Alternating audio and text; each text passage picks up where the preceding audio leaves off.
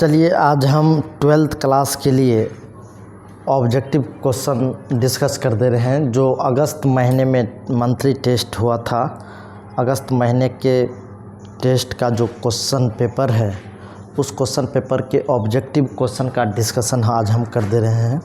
Objective question मेरे ख्याल से 30 क्वेश्चन है, जिसमें से कि आपको 25 क्वेश्चन का आंसर करना था। और ये 25 क्वेश्चन अगर आप करते हैं तो हर महीने का जो मंथली टेस्ट का एग्ज़ाम है, अगर उसका ऑब्जेक्टिव भी सही से डिस्कस करते चले जाते हैं तो बोर्ड एग्ज़ाम में कम से कम आपको परेशानी नहीं होगा ऑब्जेक्टिव के लिए अलग से प्रिपेयर करने के लिए। तो चलिए आज हम बात करते हैं 12th क्लास 12th का है ये, और अगस्त महीने के क्वेश्चन का हम क्या कर रहे हैं, अगस्त महीने के क्वेश्चन का हम डिस्कशन कर रहे हैं। तो पहला क्वेश्चन जो इस कड़ी में है, इसमें पूछा किसी वस्तु पर न्यूनतम आवेश कितना हो सकता है।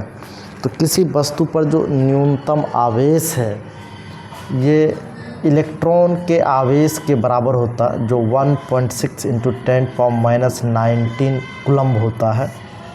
आप लोग पढ़े होंगे, किसी भी वस्तु पर जो आवेश उत्पन्न होता है वो इलेक्ट्रॉन के स्थानांतरण के वजह से ही होता है। यानी किसी वस्तु पर आवेश का परिमाण हमेशा इलेक्ट्रॉन के आवेश का पूर्ण गुणज होता है। तो इलेक्ट्रॉन का आवेश जितना होता है इसका कितना हो जाएगा, पूर्ण गुणज हो जाएगा। मतलब इसका 1 गुना 2 गुना, चाहे वो पॉजिटिव चार्ज हो या नेगेटिव चार्ज हो, इतना ही होगा। तो हमेशा इलेक्ट्रॉन के आवेश का कितना गुना होता है, पूर्ण गुणज होता है। तो ये 1.6 × 10⁻⁻19 कूलम्ब ये हो जाएगा, जो सी नंबर का ऑप्शन में।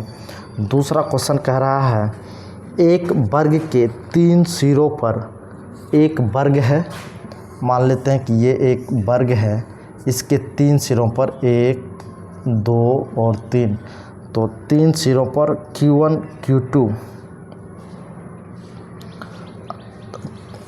तो चार्ज रखें। तो एक पे मान लेते हैं चार्ज Q1 है, एक पे मान लेते हैं चार्ज Q2 है, और तीसरे पे जो चार्ज मान लेते हैं Q3 है। तो इसमें बोल रहा Q1 और Q2 के बीच लगने वाला बल F12। तो F12 मतलब ये हो जाएगा फोर्स एक्जर्टेड ऑन 1/2, और इसमें है F13 ये हो जाएगा F13 force exerted on 2। F12 का मतलब फोर्स एक्जर्टेड ऑन 1/2, F13 का मतलब फोर्स एक्जर्टेड ऑन 1/3। तो इन दोनों के बीच कितना कितना फोर्स का अनुपात पूछ रहा है। F12 और F13 का अनुपात कितना होगा, ये अनुपात निकालना। अगर ये वर्ग है, इस भुजा को अगर हम x मान लेते हैं तो ये भी भुजा x, ये भी भुजा x, ये भी भुजा x होगा। तो ये कितना हो जाएगा, ये जो कर्ण का काम करेगा तो ये √2x हो जाएगा।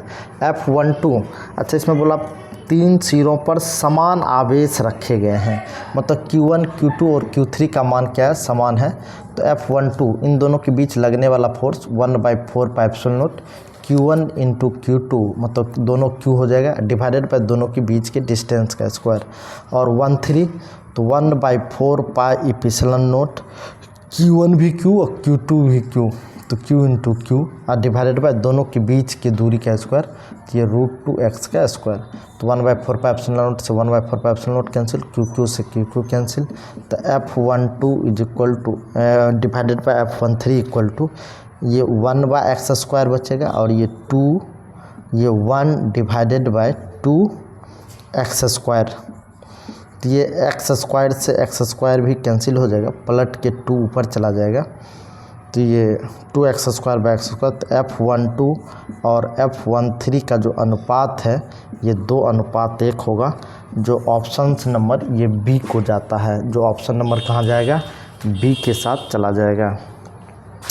3 नंबर का जो क्वेश्चन कह रहा है, कह रहा 2 आवेशों के मध्य वायु के स्थान पर के प्रावैद्युतांक वाला माध्यम भर दिया जाए तो उसके बीच लगने वाला आकर्षण बल कितना गुना हो जाएगा। तो याद रखेंगे, एयर के बीच जो फोर्स लगता है उसके लिए जो फार्मूला होता है ये 1/4πε0 Q1 × Q2 divided by R square.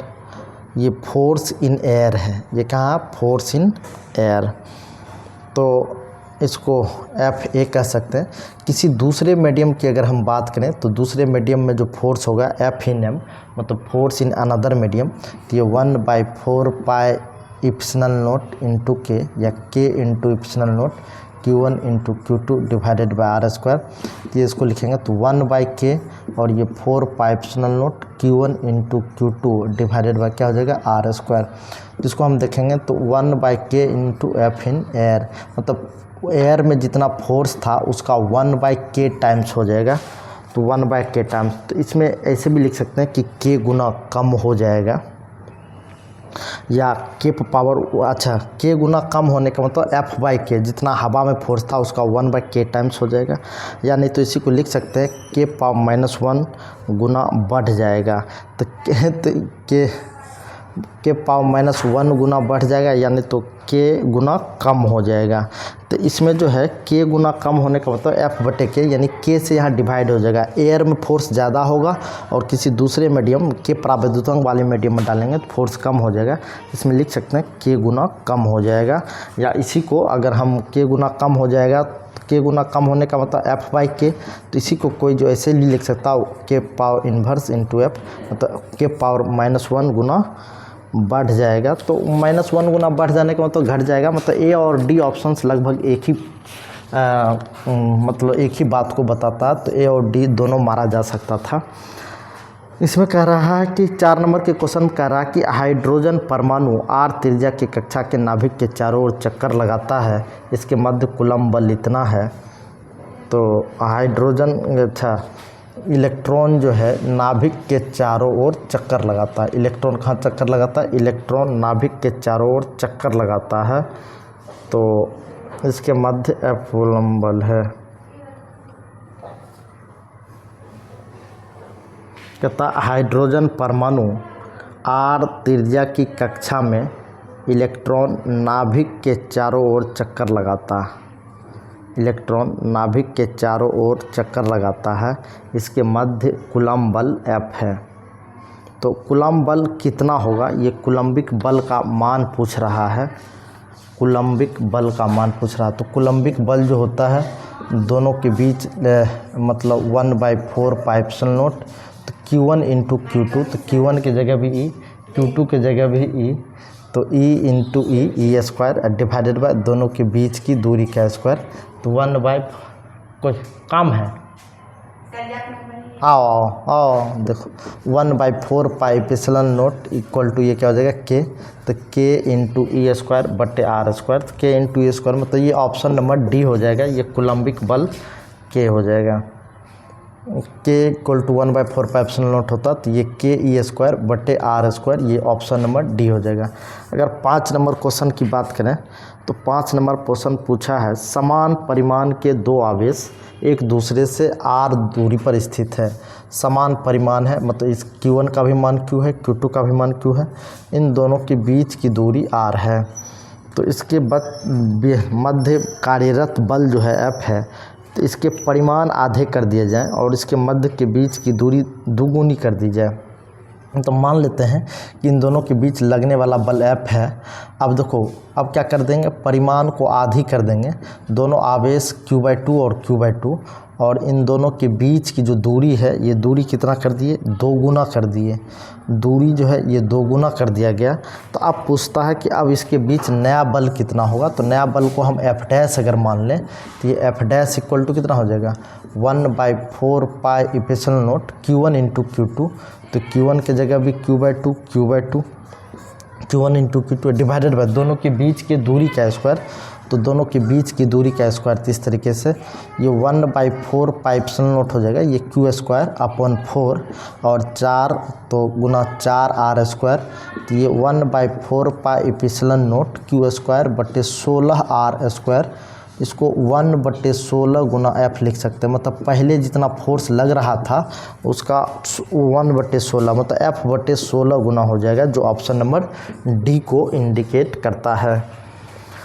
अब हम 6 नंबर क्वेश्चन की अगर हम बात करें तो 6 नंबर के क्वेश्चन में क्या दिया है, त्रिभुज समबाहु त्रिभुज ABC है जिसके प्रत्येक शीर्ष पर +Q आवेश है और इसके बिंदु O पर विद्युत क्षेत्र की तीव्रता निकालने की बात हो रही है। तो ये समबाहु त्रिभुज है, यानी इसके प्रत्येक भुजा क्या है, बराबर हैं, प्रत्येक भुजा बराबर है। तो समबाहु त्रिभुज, तो अच्छा इस किस बिंदु पर, तो O बिंदु पर विद्युत क्षेत्र की तीव्रता पूछा गया है। तो मान लेते हैं ये एक समबाहु त्रिभुज है, तो समबाहु त्रिभुज के से ये समदूरस्थ होगा, ये O बिंदु है और ये A है, ये B है और ये C है। तो हर बिंदु पर +Q चार्ज अगर रखा गया है तो चलो हर बिंदु पर अगर +Q चार्ज रखा गया तो क्या पूछा कि विद्युतीय क्षेत्र की तीव्रता कितनी होगी O बिंदु पर। अच्छा ये दूरी कितना, समान दूरी r कंसीडर किया गया है। तो एक चार्ज की वजह से जो O बिंदु पर विद्युत क्षेत्र की तीव्रता होगी 1/4πε0 Q/r। ऐसा 3 चार्ज है तो इसकी वजह से 1/4πε0 का 3 टाइम्स हो जाएगा। तो 1/4πε0 3Q/r 3Q/r ये क्या होगा, electric field intensity at point O आएगा। अब हम 7वें नंबर के क्वेश्चन में अगर हम बात करें तो दो प्लेटों के बीच की दूरी 2 सेंटीमीटर दिया है और 10 वोल्ट के विद्युत विभवांतर दोनों प्लेटों के बीच लगाया गया है। विभवांतर जो है ये 10 वोल्ट का है। तो पूछ रहा है विद्युत क्षेत्र का मान क्या होगा, तो E = -ΔV/ΔR होता था। तो यहाँ R की जगह दूरी हमने 2 सेंटीमीटर माना, तो ये 10 वोल्ट तो होगा ही, डिवाइडेड बाय सेंटीमीटर को हम 0.02 मीटर लिख सकते हैं। तो 0.02 मीटर लिखेंगे तो ये डेसिमल उड़ेगा, तो 10 डिवाइडेड बाय 2 ये 100, तो ये हो जाएगा 5 गुना 100 मतलब 500 न्यूटन पर कूलम्ब, जो ऑप्शन नंबर बी को इंडिकेट कर रहा है। ऑप्शन नंबर बी को इंडिकेट कर रहा। अब 8 नंबर क्वेश्चन की अगर हम बात करें तो क्या कह रहा है, प्रोटॉन इलेक्ट्रॉन के लगभग, प्रोटॉन जो है मास ऑफ इलेक्ट्रॉन का कितना गुना होता है, प्रोटॉन का जो मास है, यानी प्रोटॉन का जो मास है मास ऑफ इलेक्ट्रॉन का 1840 गुना है, मतलब 18 लगभग गुना भारी है। प्रोटॉन इलेक्ट्रॉन से लगभग, प्रोटॉन का मास जो है इलेक्ट्रॉन के मास से, यानी इलेक्ट्रॉन का जो मास है प्रोटॉन के मास का, कहता प्रोटॉन इलेक्ट्रॉन से लगभग इतना गुना भारी है, मतलब मास ऑफ प्रोटॉन 1840 गुना हो जाएगा किसका, मास ऑफ इलेक्ट्रॉन का। तो मास ऑफ प्रोटॉन जो है ये ज़्यादा है किससे, इलेक्ट्रॉन के मास से। तो इलेक्ट्रॉन के मास से ज़्यादा, तो 1 किलो वोल्ट के विभवांतर से त्वरित किया जाता है तो इसकी गतिज ऊर्जा कितनी होगी। यानी जब कभी भी इलेक्ट्रॉन को अगर हम एक्सेलरेट करते हैं तो 1 वोल्ट के विभवांतर से एक्सेलरेट करते हैं तो इलेक्ट्रॉन के द्वारा जो प्राप्त गतिज ऊर्जा है वो 1 इलेक्ट्रॉन वोल्ट के बराबर होता है। चूँकि यहाँ प्रोटॉन का मास ज़्यादा है तो एक्सेलरेट करने पर इसका वेलोसिटी कम अटेंड होगा, चूँकि एक्सेलरेशन जैसे ही करेंगे तो वेलोसिटी कम अटेंड होगा। तो ये निश्चित रूप से बी नंबर, मतलब 1 किलो, अगर इलेक्ट्रॉन होता तो 1 किलो वोल्ट से एक्सेलरेट करने पर 1 किलो वोल्ट के बराबर एनर्जी प्रोड्यूस होता, लेकिन ये 1840 किलो इलेक्ट्रॉन वोल्ट के बराबर ये एनर्जी उत्पन्न होगा। क्यों, चूँकि ये याद होगा कि QE = m में करेंगे और A = हो जाएगा QE/m। चूँकि इलेक्ट्रॉन का मास कम था तो एक्सेलरेशन अधिक हो जाता, तो V² = U² + 2AS आप जैसे ही लगाओगे तो ये एक्सेलरेशन, मतलब एक्सेलरेशन उसका ज़्यादा आएगा जिसका मास कम है, एक्सेलरेशन उसका ज़्यादा आएगा जिसका मास कम है, लेकिन एक्सेलरेशन उसका कम आएगा जिसका, चूँकि इनिशियल वेलोसिटी तो 0 ही हो जाएगा। तो वेलोसिटी का जो वैल्यू है वो निश्चित रूप से इलेक्ट्रॉन के लिए ज़्यादा होगा और प्रोटॉन के लिए कम हो जाएगा। प्रोटॉन के लिए कम होगा तो ये 1/1840 किलो इलेक्ट्रॉन वोल्ट के बराबर हो जाएगा। ये 9 नंबर के क्वेश्चन की अगर हम बात करें तो 9 नंबर क्वेश्चन में पूछा है कि एक चालक गोले की त्रिज्या r इक्वल टू ये 20 सेंटीमीटर दिया हुआ है और इस पर उपस्थित आवेश जो है ये 16 माइक्रोकूलम्ब है। तो इसके केंद्र पर विद्युत क्षेत्र की तीव्रता पूछा है। याद रखें, ये अगर गोला है वो भी चालक गोला है तो चालक गोला के अंदर जो विद्युत क्षेत्र की तीव्रता होती है ये 0 होती है। याद रखेंगे, चालक गोले के अंदर जो विद्युत क्षेत्र की तीव्रता होती है वो कितनी होती है? 0 होती है। 10 नंबर के अगर क्वेश्चन की बात करें, अगर किसी दूसरे पॉइंट पे अगर पूछता तो ये 1/4π QR/r² RQ हो जाता। इसके केंद्र पर विद्युत क्षेत्र की तीव्रता। 10 नंबर के क्वेश्चन में कह रहा है कि एक संधारित्र है जिसकी क्षमता कितना 4 × 10⁻⁻6 फैराड है और इसको कितने वोल्ट से त्वरित किया जा रहा है? इसको जो है 100 वोल्ट से त्वरित किया जा रहा है। तो इसे पूर्ण रूप से अनावेशित करने पर कितनी ऊर्जा खपत होगी? कुछ नहीं, जितना एनर्जी स्टोर होता है उतनी ही ऊर्जा खपत होगी। तो सी का वैल्यू 4 × 10⁻⁻6 है और ये 100 का स्क्वायर अगर करें तो 2 × 10⁻⁻6 और ये 10⁻⁴ तो ये हो जाएगा 2 × 10⁻⁻2। तो 2 × 10⁻⁻2 का मतलब 0.02 जूल का एनर्जी खपत होगा। 11 नंबर क्वेश्चन की अगर हम बात करें तो पूछ रहा है कि समांतर प्लेट की संधारित्र की धारिता C है तो उनके प्लेटों के मध्य की दूरी आधी कर दी जाए तो मान कितना होगा? क्योंकि C = ε0A/d होता है। यदि मान लीजिए प्लेटों के बीच की डिस्टेंस को घटाया बढ़ाया जाए तो C डैश = ε0A/d। अब कितना हो गया? d/2। तो ये 2 × ε0A/d हो जाएगा। तो ये मतलब पहले की जो धारिता थी उसका 2 गुना हो जाएगा तो ये 2C के बराबर हो जाएगा। 12 नंबर के क्वेश्चन की अगर हम बात करें तो 12 नंबर के क्वेश्चन में कहता है कि दिए गए चित्र में परिणामी धारिता ज्ञात करें। ए और बी के बीच परिणामी धारिता ज्ञात करें। तो ए और बी के बीच परिणामी धारिता कितनी होगी, इसके लिए अगर हम बात करते हैं तो ए और बी के बीच परिणामी धारिता कितनी होगी? तो कुछ नहीं, ये एक माइक्रोफैराड का है और इधर से ये 2 माइक्रोफैराड और इधर भी है ये 2 माइक्रोफैराड, कुछ इस तरीके का है। तो 2 माइक्रोफैराड और यहाँ भी 2 माइक्रोफैराड और यहाँ है 1 माइक्रोफैराड। ये बिंदु ए है और ये बिंदु बी है। तो जिस 2 बिंदु के बीच धारिता निकालना हो, एक से करंट भेजेंगे दूसरे से करंट निकालेंगे, तो ये दोनों श्रेणी क्रम में हो जाएगा। तो जैसे ही श्रेणी क्रम में जुड़ेगा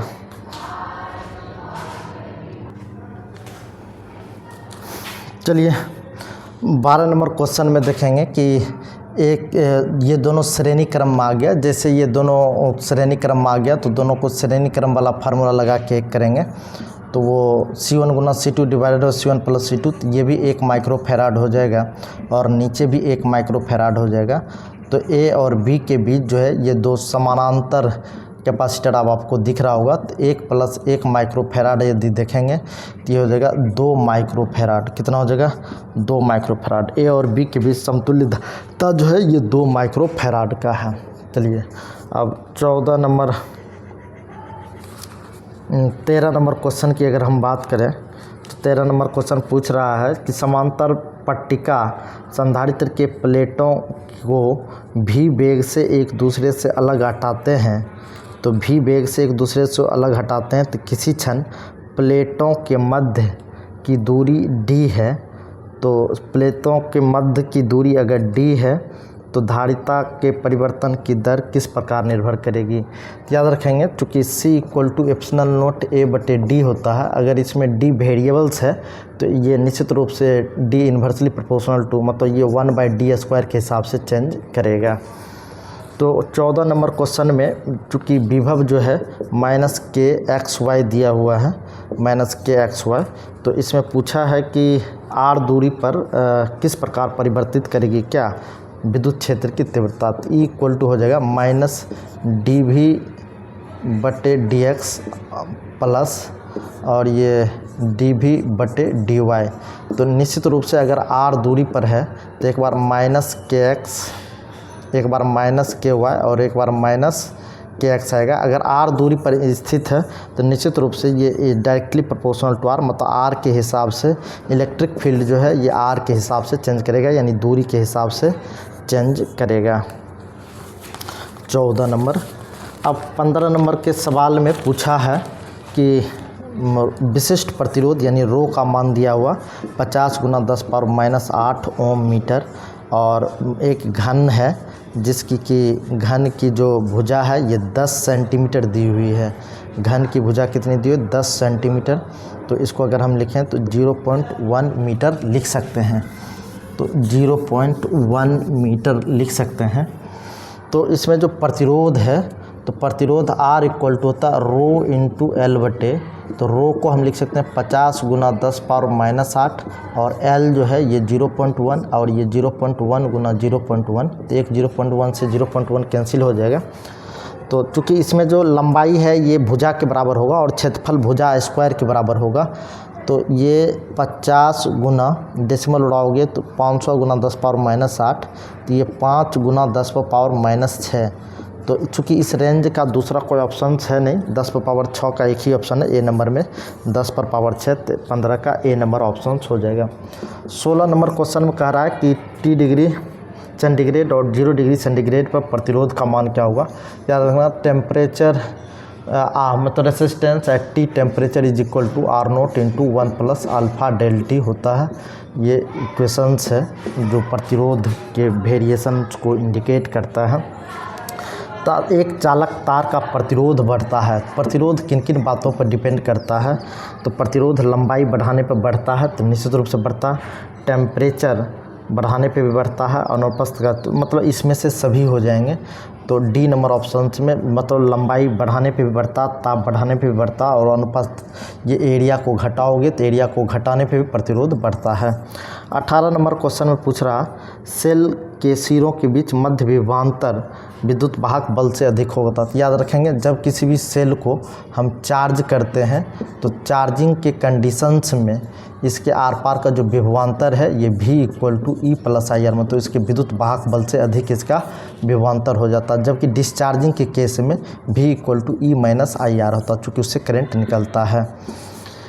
ये 18 नंबर क्वेश्चन में क्या पूछा कि किस सेल के सिरों के बीच मध्य विद्युत वाहक बल से अधिक होता है। विद्युत वाहक बल से अधिक विभवांतर जो होता है वो चार्जिंग के कंडीशंस में होता है, मतलब सी नंबर ऑप्शन आवेशित करने की स्थिति में।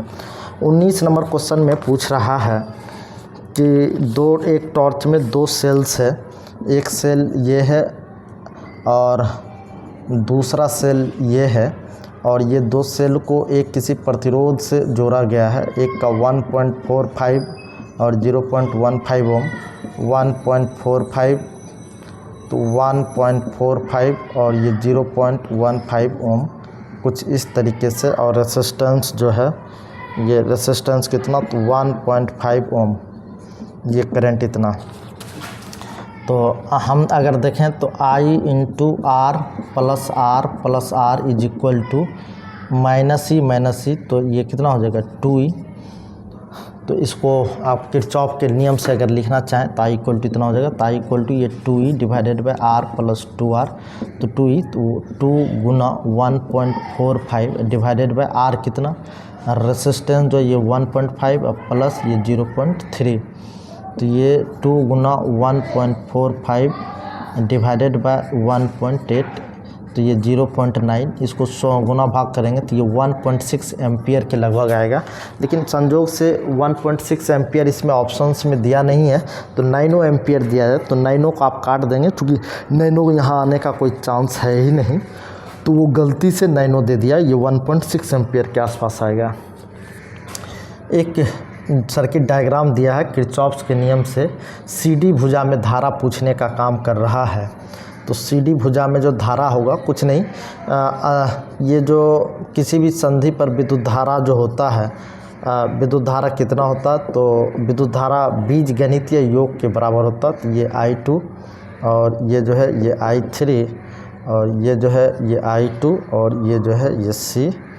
तो ये CD भुजा में पूछ रहा है कि विद्युत धारा कितना होगा। तो याद रखेंगे इधर से I3 आया और इधर से I2 आया, तो निश्चित रूप से इसमें I2 प्लस I3 आएगा, क्योंकि किसी भी संधि पर जो विद्युत धारा होता है इनकमिंग करंट आउटगोइंग करंट के बराबर होता है। इधर से I3 आया, इधर से I2 आया, तो इधर कितना जाएगा, तो I2 प्लस I3, जो कि बी नंबर ऑप्शन है 20 के। और 21 नंबर ऑप्शन में पूछा कि प्रथम और द्वितीय नियम किस नियम सिद्ध करते हैं। किरचॉफ के प्रथम और तथा द्वितीय नियम सिद्ध करते हैं। याद रखें प्रथम नियम आवेश संरक्षण सिद्धांत और द्वितीय नियम ऊर्जा संरक्षण सिद्धांत पे है।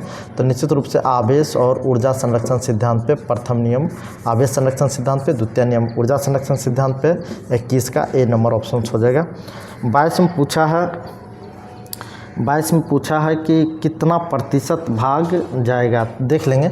गैल्वेनोमीटर में अगर करंट गैल्वेनोमीटर के साथ एक शंट को जोड़ा गया है, तो मान लेते हैं टोटल करंट I आया, तो इसमें जो करंट जाएगा ये IG, इसमें जो करंट गया ये I माइनस IG, और ये जो शंट है। तो पूछा है कि गैल्वेनोमीटर से कितना शंट जाएगा, मतलब कितना जाएगा।